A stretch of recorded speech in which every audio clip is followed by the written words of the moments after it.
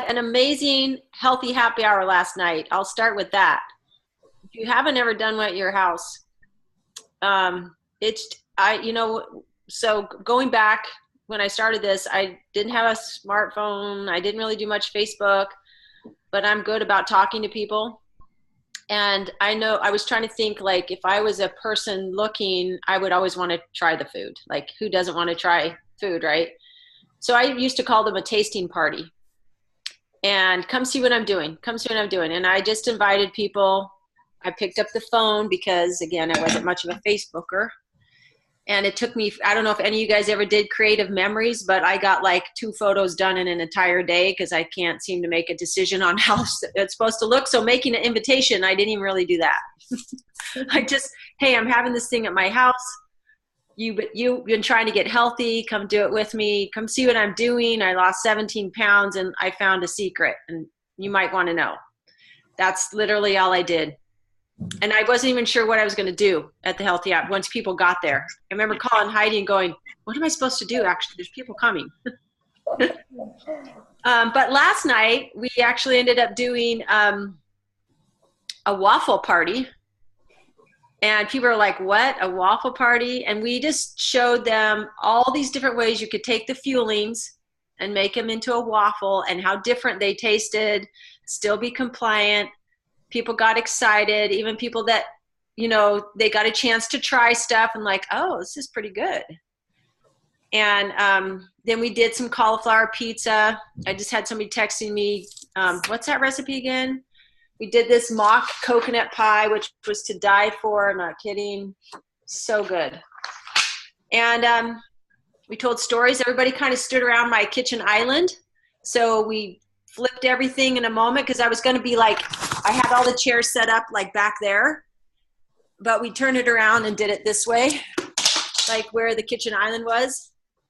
And then we just had people tell their story. You guys, you can make it simple. What you do is you're creating an audience, people that are watching, people are interested in what is this? Like they're not sure. And I got a little tip yesterday I went to go see somebody else's, a potential coach. He was doing some kind of a presentation. And it turned out not to be what I thought. But in that, the presenter said at the end, she went around, she said, so what did you learn tonight that you didn't know before? And I thought, oh, that is so good. So we went around at the end and everybody kind of shared. So you get an idea of what were people hearing, what are they thinking? And it allows them to get that out and not forget about it, right? Because when you say it out loud, it sinks deeper into what what your memory is.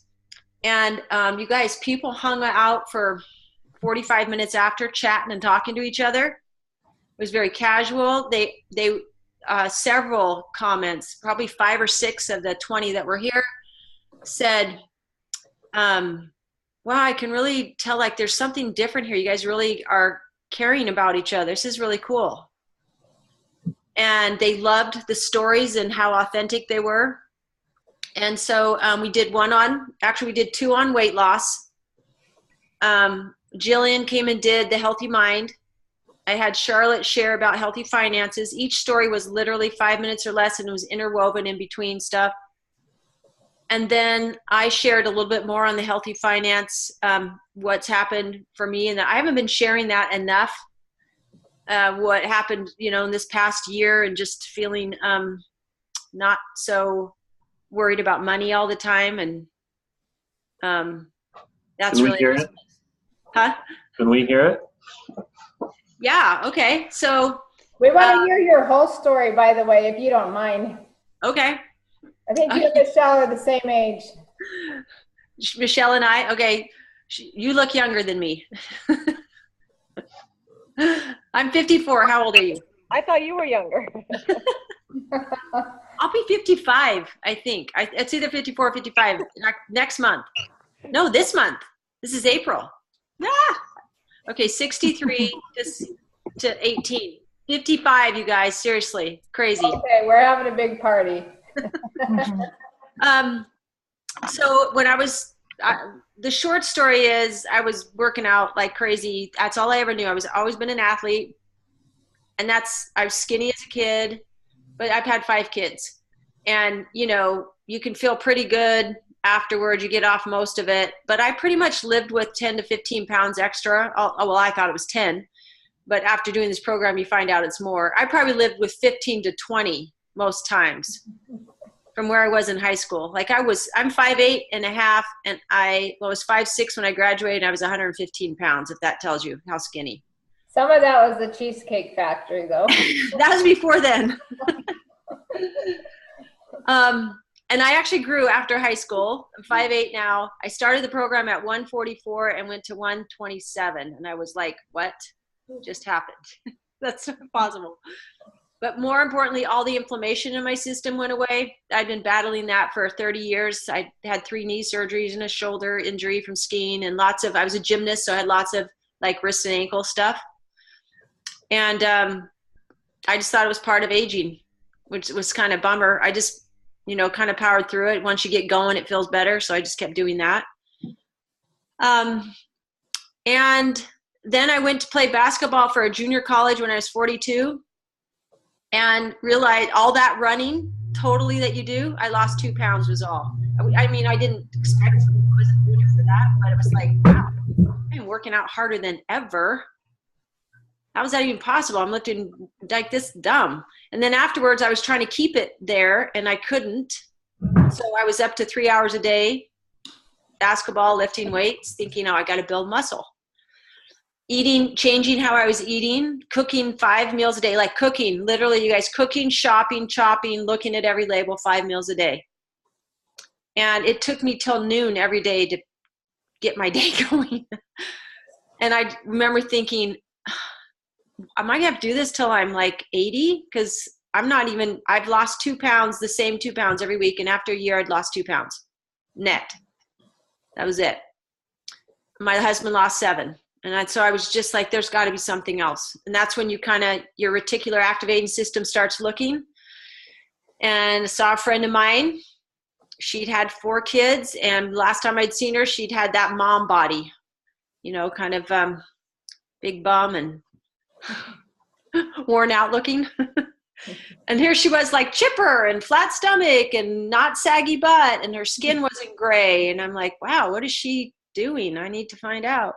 So in the course of 9 months, I kept asking her about every 3 months, because the P90X I was doing, it was around 90-day round. And she just never brought it up to me because she didn't think I needed it. She told me that later, because I kept asking her. She was afraid I was going to poo-poo on it, because she was taking some heat from some people in our community. And it scared her. So she would tell me like a flutter of a second what it was, and then she'd literally, I'm not kidding you, run away. And I'm like, oh, hey. So one day I said, Heidi, I'm texting her, I'm going to follow you home after class today. We had this class. I want you to show me what you're doing, because I couldn't figure it out. I was on her Facebook trying to like hunt it down, and didn't say anything, but I could see pictures and lots of different pictures and people that I knew. And I'm like, wow, that's not what they said they were doing. I asked those people. Anyway, long story short, I got on, lost 10 pounds in 19 days, 17 pounds in 5 weeks. Went from a size 10 to a size 4, and I just felt like I couldn't be quiet around. I felt morally obligated to share it, quite honestly. I knew lots of people suffering and lots of moms who were depressed, and whether they recognized it or not, you could see how they kind of check out with their kids. I see kids getting heavier, and I felt like I could help in some way, and now I really had a tool that could help. So that's kind of how I got started. It'll be 8 years in June. And I had to change some paradigm shifts. I had, a few problems with it, came in a package, and it had some artificial stuff in it and the time. And it was soy, like all that, because that was not how I ate. And so I just dug in and studied. I read the articles, how they prepared it, what made it different. And then something hit me one day. My oldest son is type 1 diabetic. And I was thinking about, now this is a group of people who have to have artificial sweeteners every single day of their life. So I thought, I bet I could Google artificial or diabetics and artificial sweetener deaths, right? Or deaths or complications from artificial sweeteners and diabetics. I mean, I did all these different kinds of things over and over. Predominantly, they die from the effects of obesity, from the diabetes. It had nothing to do, not one article could I find on that. So it wasn't like I was embracing artificial sweeteners. I'm just saying it woke me up to the problem with obesity and how many diseases. So if you have trouble getting in action, consider what your concepts are, number one, and then do the work it takes to overcome that. Help make sure you say it out loud to somebody so that you're not replaying the same loop in your head. Talk to your mentor. She'll help you be aware of it. And that's what it takes, is because you just keep going back to your own comforting thoughts and what's comfortable to you. And sometimes it's what we don't know. Most times it's what we don't know that hurts us. So I just went forward. I made ED in about 4 months. And then my next goal was global. And I did that in about 3 years. And here I am at year 7. I'm still global. And my team's still growing. I'm not one of those, we keep hearing all these stories of speeding to the top. That's not me. But along the way, you kind of learn, really where I was obese was my mind in terms of how I interacted with people. I had to do a lot of personal work to learn how to be empathetic. Quite frankly, I just was not empathetic at all. What's your problem? Just get going. I don't know why you're waiting. That was out in my mind, and it was coming across. And even though it's not like those thoughts never come there again, but they are secondary now, after the work. And so I'm seeing a new growth in my team. It's kind of cool. And it just liberates you. So even with all that, so what's happened for me financially, is this is how it kind of woke me up. The other day, I got this phone call, and it was a recorded call about how this guy had made $500,000 in the past 5 years, doing this thing. And if I wanted to know more, I should, hit number 2, how you can work from home and yada, yada, yada. And so it made me reflect on, because at first I thought, wow, $500,000, that's a lot of money from home. Good for them. And it made me think, well, how much have I made? And I thought, oh, I've made more than $500,000. Hey, that's pretty good. I'm like, sometimes you don't look at it. Well, what has it actually brought into your family? And so because of that, I didn't say that last night, by the way. I just said, I said yes to health. We went from always worrying about having to do everything ourselves, including we built this home ourselves. It took us 5 years because we had to do everything ourselves. And you come kind of from a scarcity mentality. We didn't have a lot of money growing up. I didn't know that as a kid, but you look back and you realize you don't. And so you save everything. My dad saved everything. You tend to hang on to stuff that if you just, that saying of you're tripping over dollars to pick up pennies. I kind of did that. And yet I'm a forward thinker, but, I was always trying to push past that. And so with our other businesses, we have 2 other traditional businesses, one which has employees for 30 years. I I sometimes not very nice to those kids that are working for me. Sometimes they deserve it, but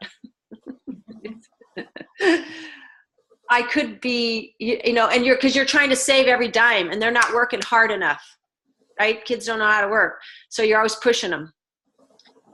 And what's happened over the time, I started to notice like, yeah, okay, I can take some more time with this person and train.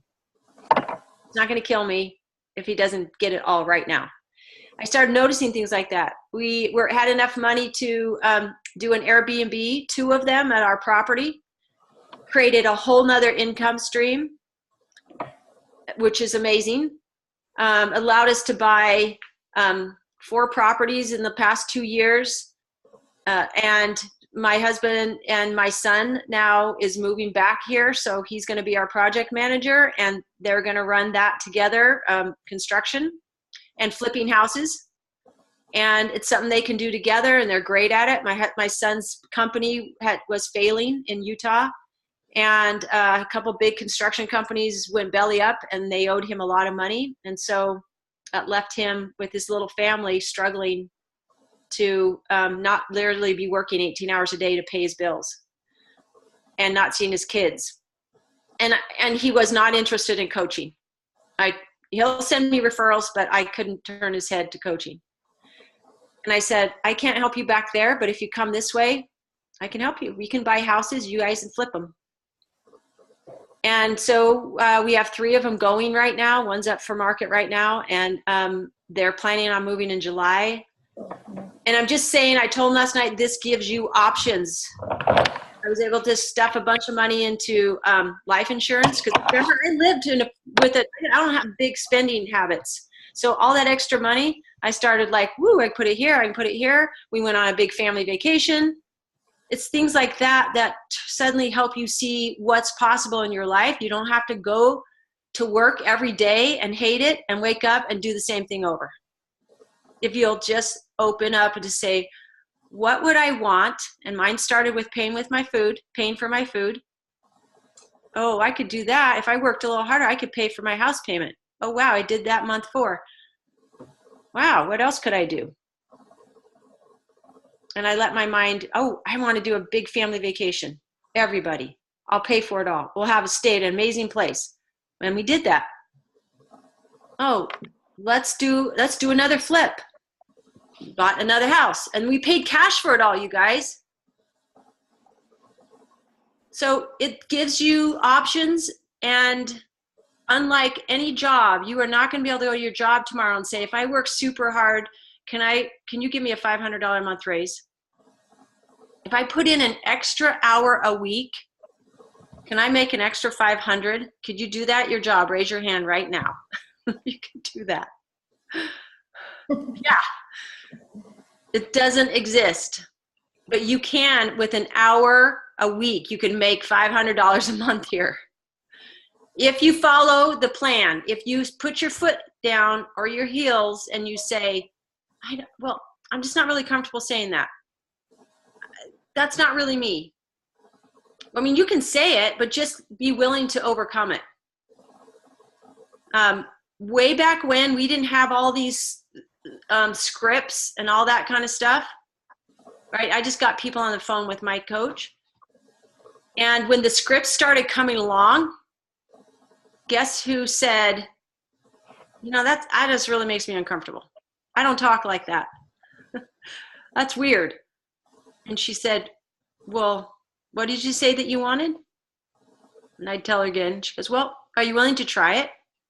Just see what happens. I said, okay.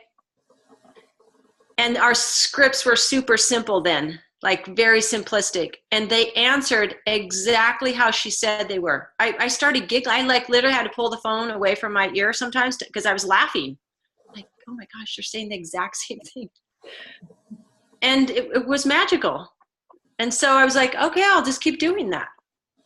And I learned very early, when I had a concept, go talk to somebody else and have them help you see it differently.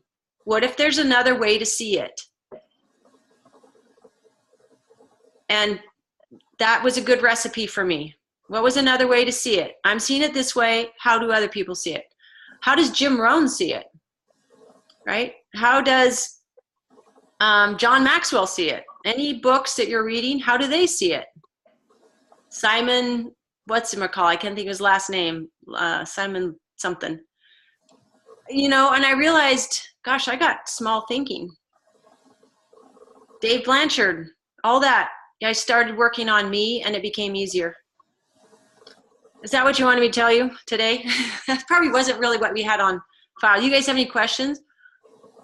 You know, you were one that was the most resistant to structure. So it's nice for them to hear, you don't know a better way. It's the path has been made. Let's just follow it. It saves a lot of time. Yeah, it does. Yeah.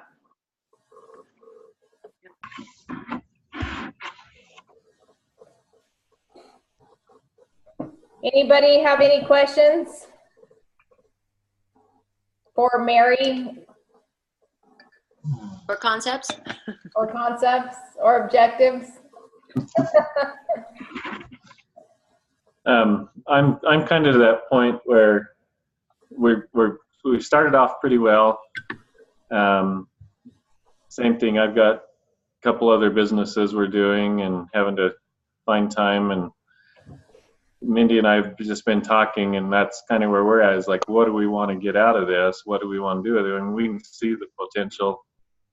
What helped you make that decision? What helped you get to that point? Like, I mean, you mentioned just kind of seeing, well, I can do that now. So how would you answer that? Mary, before you answer that, will you tell them what just happened this year with you and your husband? When he chose to do it with you? Yes. Well, but there's an and or story to that. Okay. Let's see. So we were on an incentive trip. Lonnie's been on, I don't know, we've been on four, I don't know, something, incentives trips over the years. And this last one, we were in Costa Rica. And my husband's pretty quiet. He's one of those people that, you know, when he does talk, everybody listens to him because he doesn't say that much. And so, you know, he's not like really outgoing or anything. And that's just who he is. He's more of a creative thinker, like, you know, he does woodworking and works with his hands. And we've always done that. But couldn't make hardly any money. So we're out, you know, enjoying the pool, and he knows, people know who he is because he's been with me, but they don't really know him, you know, but a little bit of time. Anyway, one night there, he says, Mary, what do you want to do with this? We'd always say, what do you want to do with it? And I'm like, what do you mean? What do I want to do with it? What are you asking? Well, and he would say, you know, none of our businesses will do what this will do. And I'd say, yes, I know. I'm fully aware of that. Now he had a book company where he sold books at like hospitals, and it was called Books Are Fun. They went to corporate locations, and he would set up like a mini bookstore, and he was doing that. And I was doing coaching. We bought it at the same time, and my income would blow his away, and he would be gone from 4 a.m. till a lot of times 8 p.m. And I would say, it's a good thing we don't have kids at home anymore, because there's no way I would let you have a company like this. Like, this would be the worst for family. And, but he was comfortable in it.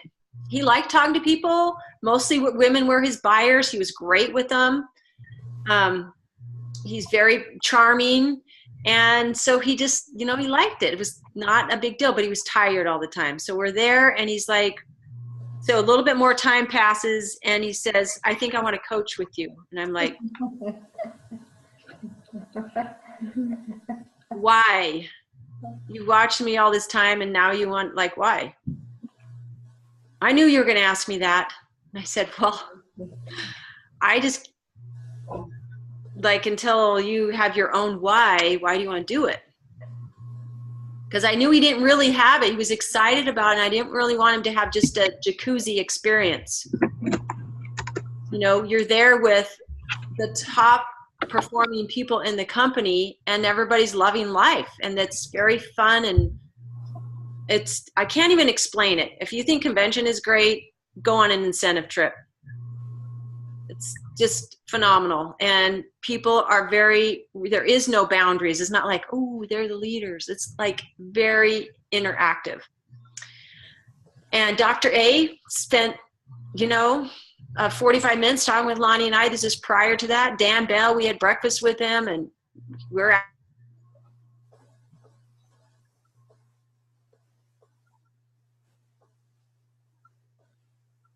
She probably got a call. Or she froze up.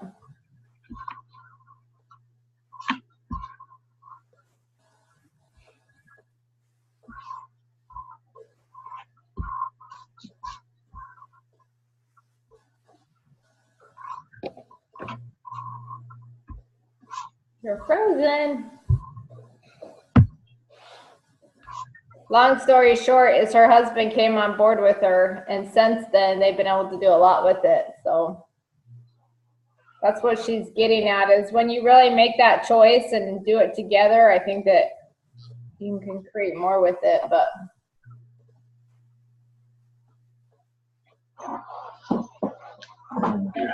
back in.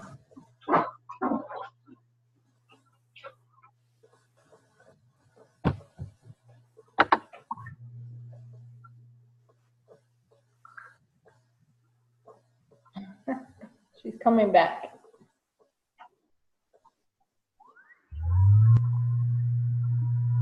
I just like you guys to continue to hear more people's story, because I think the more stories we hear, the more we can connect with somebody that's relatable,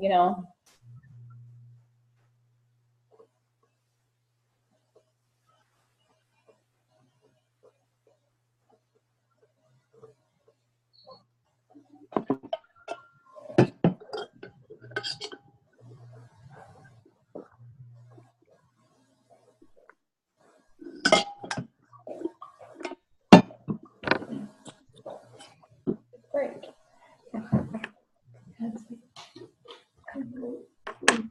Trishelle, are you at the clinic? No, I'm at my house. Okay, Yeah. awesome. Well, she logged out and she's gonna log right back in, she said. Okay. I think the main thing is just figuring out what you guys want to do with it. I want to do a lot with it, and that motivates me to keep going, but you got to know what you want to get out of it, I believe. Welcome back. I don't know what that was. Must be about 11 o'clock here. Anyway, okay, I'll speed it up. So he came back. We decided to sell his business. And he did that at the 1st of January. And then this thing came up with my son. And it was really just he was more drawn to doing that and helping him. And it actually was a better fit for now. And so he's, today I asked him to check on one of the clients he has. We're trying to move to coaching. So he's still like helpful and supportive and everything, but he's kind of back where he was. And we'll see what happens later. But I was resistant to it just because I didn't want to be slow. To suggest if you have a spouse own can completely go out and talk to people, I would have them work with your upline. Do not have them work with you until they have their own. Get them to ED, and then because you'll be dragging them along. There's expectations. I've seen it happen so many times. Or decide what parts they could do in the background. Like that's how it is for Lonnie. What does he kind of can help that I can take my hands off of? So, okay. So Ron, you asked, how did I decide? What was your question again? Just how you decided where you want to go with it, or what, with everything else you had going. That's kind of where we are, is what direction we want to take with it and what do we want to do with it. So. Okay. So even if much as I love building houses, I love doing it, I have to be there every single day, all day. And There's only so much you can make. I'm still back to employees, workers' comp, stupid excuses, like all that from employees. I don't know about you guys. If you had employees, it's not very fun. It isn't. And then they got so many excuses. And there's a limited amount. They're still limited, and all the liability, like their business can only make so much. Then with our other company, we still have, I'm looking for a buyer. Again, that's a 10-week long, and it can only, in 30 years, we've maxed out. We're at the top of, when we go do a festivals and events, nobody makes more money at it than we do.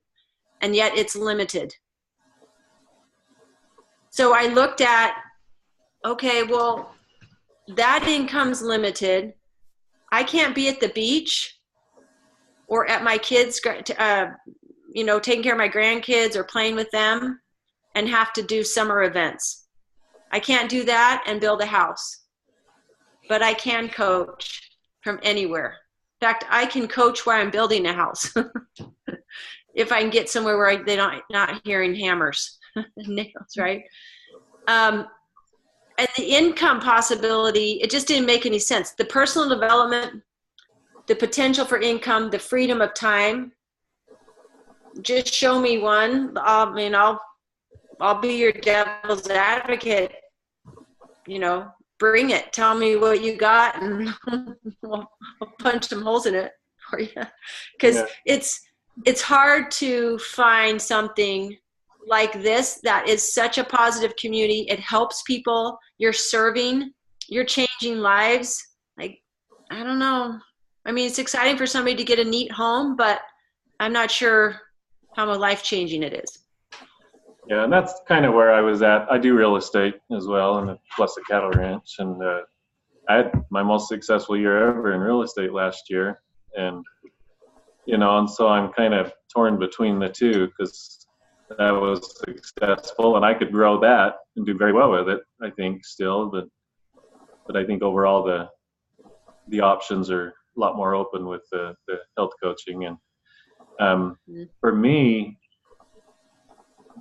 I was, you can ask Tanya, it took her, 6-7 months to talk to me and I was just thinking about coaching. And with my real estate, I do a lot on my own, work in my home office, occasionally up in our company office, but just talking with clients, a lot of paperwork, a lot of emails, and just kind of gotten the feeling where, what am I doing to make a difference with somebody? I mean, obviously you help your clients and they find a home or property they like and you're good, but it kind of hit me that with health coaching, I have a chance to really make a difference with someone. And it was kind of when I came to that realization, that's when I called Tanya and said, okay, I'm ready to coach. So, yeah. But one is very transactional and one is transformational. That's to me is really, if you had to put it in a nutshell, my other businesses are transactional. I mean, yes, I teach kids how to work. That's an important thing. Somebody has to, and I've taught hundreds in 30 years, thousands. Mm-hmm. And I could say that's a great thing. And I've received many appreciative, letters, calls, and stuff from parents. But it's not transformational. It's very transactional for the most part. And it doesn't have a ripple effect either. Sometimes. I mean, I had a kid that just came home from a mission. He saw me at a basketball game, sought me out, and said, I just have to tell you this, like, working for you really taught me how to be a good missionary and to work hard every single day, to look for something to do. I appreciate that, but that's one in, 100. Uh-huh. So, the other question I had, so my wife she's not officially signed up as a coach, but she's coaching with me. And I know before you do it as a co-applicant, I think, and I haven't researched, see what I need to do to add her to that, but it sounded like you were recommending having them as a separate coach under you. Is that? No, they would be your co-applicant. Okay, But absolutely. I them would, sure.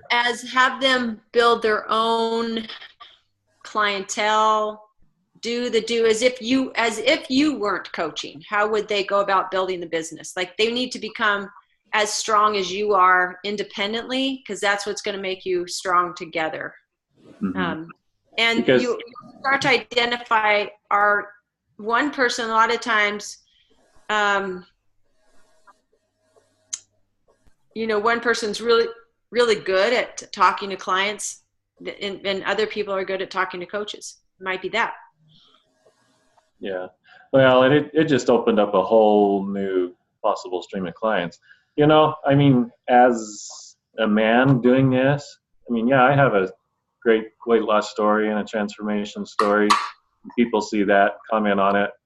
But when she started posting her story and what she did, the floodgates open, just because women are more likely to talk to another woman who's been successful. And so for me, for our business, it was eye-opening. We've got to do this together in order to have the true success at it, because she can open doors that I couldn't touch. So I think, but anyways, that's all. Did we lose Mary again? Yeah, it looks like it, but so what did you guys kind of come to the conclusion of?